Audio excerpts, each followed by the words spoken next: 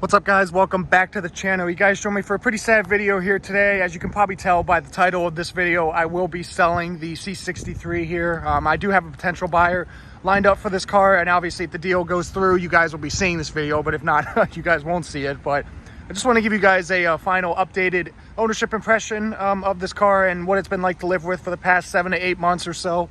But just to give you guys a little bit more of a backstory here, I actually wasn't necessarily looking to sell this car really anytime soon, but someone reached out with a very competitive offer, and I figured I'd take the chance to sell the car here. But like I said previously, I've owned this car for around 7 to 8 months or so, and overall it's been a really enjoyable experience owning this car. I've been very fortunate to drive this car for the past 8 months or so and experience this platform, but as well as the many positives that I'd like to talk to you guys about this car. Like I said, there are some negatives that I'd like to outline for you in this video. So with that being said, let's go ahead and get on started. So one of the things I've really liked about this car over my ownership has been the overall design and the specification of this particular car. Now this car is finished in brilliant blue metallic, and I think it is one of the best colors on the 205 C63s. It really makes it stand out. I've gotten a ton of compliments on the color, and obviously, like I said, the design overall is just beautiful as well. I prefer obviously the coupe, the two doors, compared to the sedans. And taking a look at the rest of the design of this car, I love the cross-spoke AMG wheels. They are kind of a pain to keep clean. The overall design of this car, like I said, is beautiful. I love the AMG aerodynamics package on my car. So you can see the spoiler on the trunk lid there. It has the AMG night package, so it has the blacked out rear diffuser right there. It also has the blacked out window trim as well as the mirror caps. So if we go ahead and hop inside the C63 to talk to you guys about the interior of this car, which definitely has some positive and negatives of its own here. And obviously the first positive is the design. I love the overall look of this cabin here. You can see my car has the carbon fiber interior trim there. It also has the Burmester audio system, the full digital instrument cluster there, the heads-up display. So the specification and the technology of this interior is really nice. But there are definitely some little things in this interior that really have bugged me over my ownership experience. The first of which is this seat belt. Obviously, I've showed you guys before, it buckles and everything, but it does not.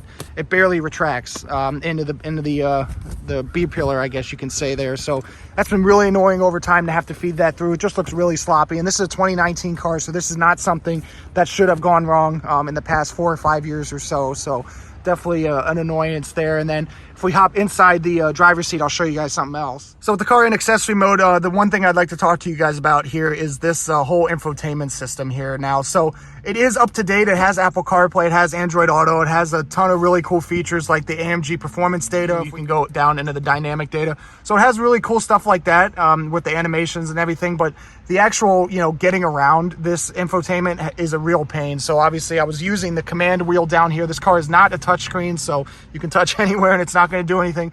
And I found that for Apple CarPlay and smartphone connectivity and stuff like that, having a touchscreen just makes it so much easier. This command wheel to go through the various icons and stuff is really tedious and slow. And the only other way to command or use the infotainment is this touch capacitive, button on the right side of the wheel here. So it does have some buttons on the side here, as you can see, but this kind of fingerprint thing right here to kind of scroll through the menus is really annoying as well.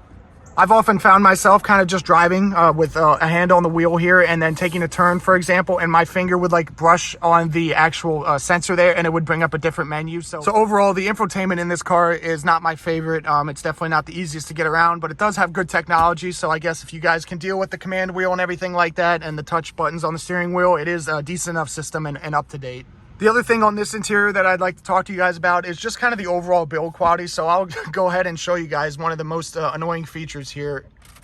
Hopefully you guys can hear that, but everything just kind of creaks and rattles in this car. So while the design is really good, it's not my favorite whatsoever. If we go to the door panel here and maybe shut the door, you can maybe be able to show you guys here on this handle. Yeah, and I'm not even, applying too much pressure. This is just what you use to close the door. So there's a cheap piece of plastic behind there that rattles. I've also had a rattle behind the steering wheel here in the column that I'm not exactly sure where that's coming from either. And if you search the online forums and, threads and everything like that, people will talk about, the creaks and rattles on their, 205 C63s. I think it's not just the coupes, it's the sedans, it's the convertibles. It's just, I guess, how these cars are built. And I know that creaks and rattles, aren't the worst thing in the world. My S5 had them as well, but this car definitely has a lot more of them than that car. So I'm a little disappointed because this car was a lot more expensive than the S5 too as well when it was brand new. But with all that being said, what will cheer you up immediately once you hop in this car is to go ahead and fire this thing up.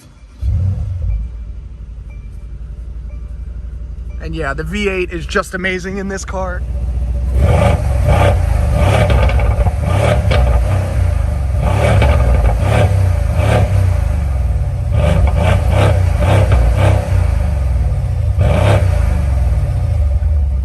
If we go ahead and take a look under the hood here at the M177 4-liter twin-turbo V8, in my car it has 469 horsepower because it's a regular C63. The S has 510 horsepower.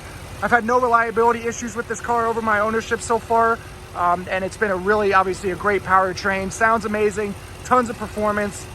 And as far as I can tell from my research, these M177 V8s overall seem to be really reliable. I've seen a ton of people with over 100,000 miles on their C63s, their E63s, and everything like that has this motor. So I really wouldn't have any reservations taking this car into the high mileage, keeping up with the maintenance and everything like that, just to make sure it's in tip-top shape mechanically. So the one other thing dynamically that I'd like to talk to you guys about on this car is the transmission. This is obviously the selector for the 9-speed MCT transmission. You have a couple different drive modes down here to lock it in manual mode, and you could use the rocker dial down here to kind of select which mode you'd like. But I'd say that the overall feel of the transmission is a little bit, it's a little bit jerky. At stoplights and stuff like that, it takes a second to kind of engage the clutches, or when you're coming to a stop, it's a little bit clunky in that capacity as well. But obviously on the flip side of this is that the transmission shift speed is incredibly fast. I'm not sure with the actual duration, but I know it's, milliseconds and stuff like that. So it's way more of an engaging feel than the kind of ZF 8-speed that was in my S5 and stuff like that. So if you can live with the trade-off of a little bit daily driver usability for crazy, shift speeds and really dynamic interactions with the car, I'd say go for it. But overall, guys, I've really enjoyed the past 7 to 8 months with this car. Put about 5,000 to 6,000 miles on it total in my ownership. If you guys are interested in these cars, I still would highly recommend them. They're the only car in its class that has the V8 up until 2020 or 2021, whenever this car discontinued production. I know that looks are subjective, but I do think that this car looks the best compared to the M4 and the Audi RS5. But if you guys have any further questions on this car, please feel free to let me know down in the comments below, and I'll definitely try to answer them as best as I can. And in terms of what's next to replace this car in the channel, I'm not exactly sure. At this moment, I've been looking at a couple different options here. I'm test driving a couple things, but nothing is kind of set in stone yet. I'll probably be driving the 2006 Cayenne that I've shown on the channel a couple times now for as my daily driver in the meantime. But if you did enjoy this video, please be sure to give it a big thumbs up and subscribe for a ton of cool content coming very soon, despite the C63 no longer being in the garage. And I'll catch you in the next one.